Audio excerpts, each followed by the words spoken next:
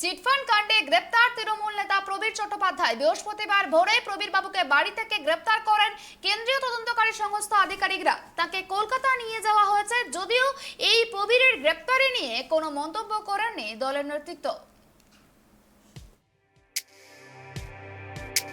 আগেই তার বিরুদ্ধে জারি হয়েছিল গ্রেপ্তারি পরোয়ানা, তবুও তৃণমূলের কর্মসূচি থেকে মিটিং মিছিলে ঘুরতে দেখা গিয়েছিল তাকে। আর এবার 90 কোটি টাকার জালিয়াতির অভিযোগে গ্রেপ্তার হলেন হুগলির খানাকুলের 1 নম্বর ব্লকের তৃণমূল সহসভাপতি প্রবীর চট্টোপাধ্যায়। বৃহস্পতিবার ভোরেই প্রবীর বাবুকে তার বাড়ি থেকে গ্রেপ্তার করেন কেন্দ্রীয় তদন্তকারী সংস্থার আধিকারিকরা।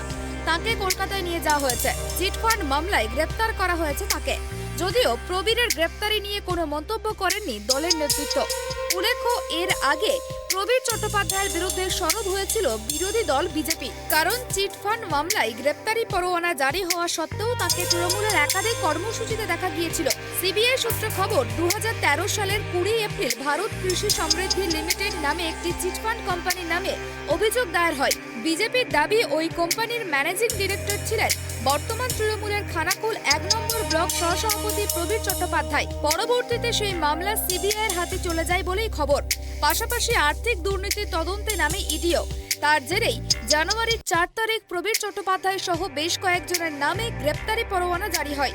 এরপর গত 13 জানুয়ারি খানাকুলের ময়ালে তৃণমূলের একটি মিছিলে ও সভায় সক্রিয়ভাবে দেখতে পাওয়া যায় অভিযুক্ত ওই তৃণমূল নেতাকে।